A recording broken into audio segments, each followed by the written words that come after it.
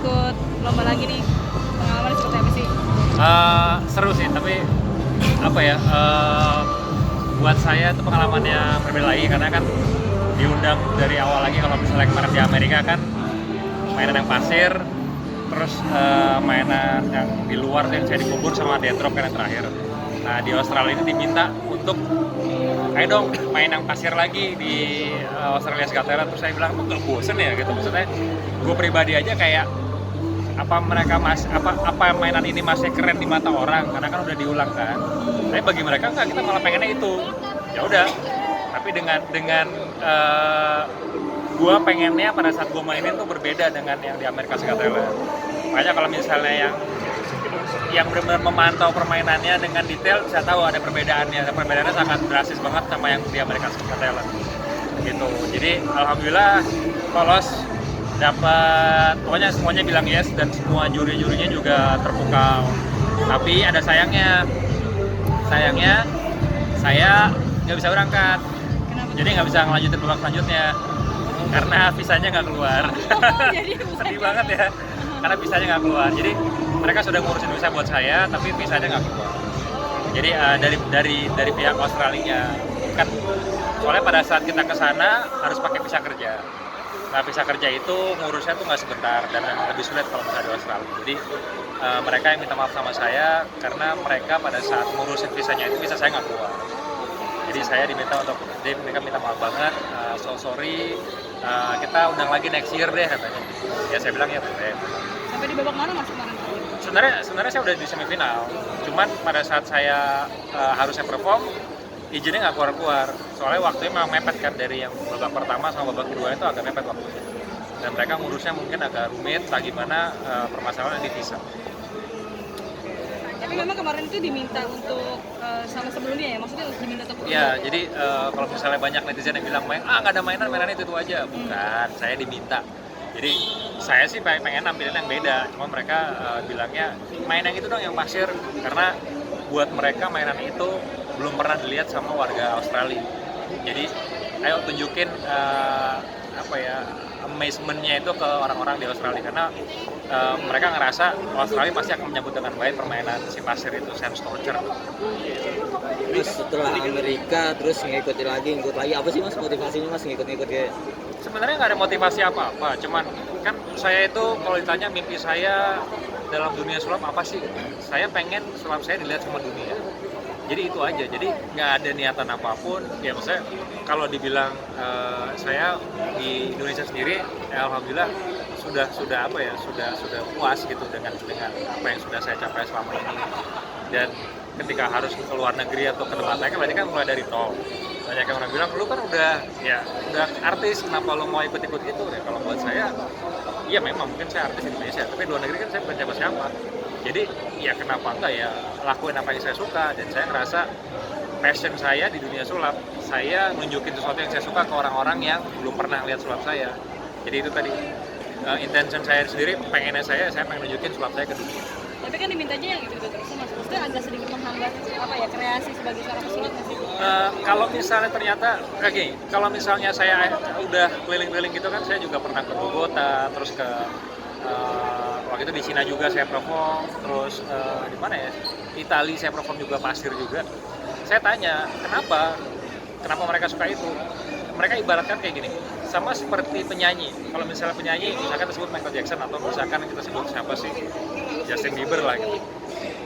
Kita pada saat lihat mereka di Amerika, terus pada saat dia nyampe di Indonesia, pasti kita pengennya dia nyanyi lagu yang kita sudah tahu. Kayak seperti itu sebenarnya, mereka bilangnya seperti itu. Nah, cuman karena kita nganggapnya sulap yang, udah lihat, pengen yang lain. Mereka anggap gini, lebih baik gue ngeliat yang sudah pasti keren dibandingkan gue ngeliat satu yang belum tentu keren gitu. Maksudnya walaupun emang gue yakin yang keren, mereka pasti kan yang, tapi keren nggak ya mainan lu? Dengan mereka yang udah pasti aja. Jadi itu alasan mereka. Dan menurut gue sangat dimaklumi banget sih ketika dia ngomong gitu. Ya benar juga ya. Seorang penyanyi keliling dunia, tur lagunya itu aja, mereka nggak ada yang komplain. Kenapa sulap pada komplain gitu. Tapi selanjutnya berarti akan melakukan apa lagi nih dari Demian sendiri? Selanjutnya saya udah nyiapin sesuatu yang belum pernah dilakukan oleh siapapun di dunia. Jadi ini sempat saya sedikit bocoran lah. Jadi saya sempat discuss sama builder pembuat ilusi di dunia. Dia salah satu pembuat ilusinya David Copperfield juga. Saya ngajuin ini konsep ini, minta dia yang buatin, dan mereka nggak sanggup karena buat mereka itu terlalu berbahaya, dan mereka bilang nih gila. Jadi ilusi yang saya mau mainin itu belum pernah dilakukan sama siapapun, bahkan sama Copperfield pun juga belum pernah. Dan pada saat saya lagi bingung nih siapa yang mau bikin, karena performnya nggak di Indonesia nanti. Jadi itu masih dirahasiakan. Ya mungkin mudah-mudahan kalau misalnya nggak ada halangan akan dilakukannya sebenarnya tahun ini, mendekati akhir tahun, tapi mungkin akan dipublishnya tahun depan 2020. Tapi dilakukannya oleh Mas Dini sendiri? Iya, Mas saya sendiri. Di luar negeri? Di luar negeri. Kan Instagram tuh lagi ada yang niru-niru itu ya. Oh iya. Gimana sih ceritanya? Jadi nggak tahu ya mungkin itu tadi, mungkin karena kalau misalnya saya nanya teman-teman saya yang di Cina, jadi mereka pengen menghadirkan Demian, tapi mereka lebih pengen mengangkat orang Cina juga bisa. Gitu. Sampai akhirnya ada pesulap Cina yang menirunya tuh plek-plekan 100%, sampai cara saya lempar topi juga ditiru. Ya ngelihatnya pertama apa ya, antara seneng sama sedih sih. Senengnya karena berarti kan dianggap keren sama itu acara dan juga sama si pesulapnya. Sedihnya karena kan rip off ya, di copycat gitu. Hasil kreasi saya yang benar-benar originalnya saya diambil sama orang lain di sebuah acara, dan dia lolos di acara itu. Jadi maksudnya dia bagus di acara itu. Sedihnya itu aja. Makanya saya kemarin sempat ngobrol sama teman-teman saya, ini gimana ya caranya ya, kalau mau dituntut secara hukum juga nanti repot, karena hukumnya Indonesia sama Cina belum tentu sama, dan banyak kebijakan-kebijakan yang akhirnya akan menghabiskan waktu dan juga financial juga untuk ngurusin kayak gitu. Istilahnya ya produk-produk teknologi aja nggak bisa nuntut Cina, apalagi saya pribadi gitu kan. Jadi akhirnya ya udahlah, kita mendingan dipublikasikan secara sosial aja, lewat sosial media, bahwa ini orang niru. Makanya tapi sebenarnya kalau disulap tuh ada hak apa ya?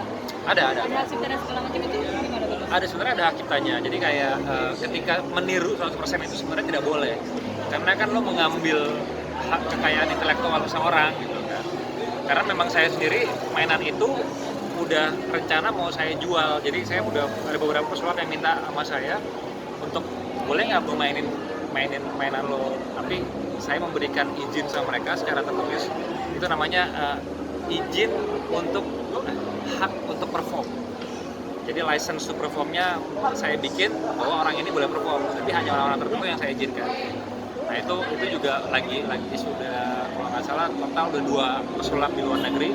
Salah satunya yang terkenal di MC namanya Drummond, itu punya acara di Netflix namanya Death by Magic. Itu dimainkan sama dia minta izin sama saya, terus saya kasih izin untuk mainin, udah boleh.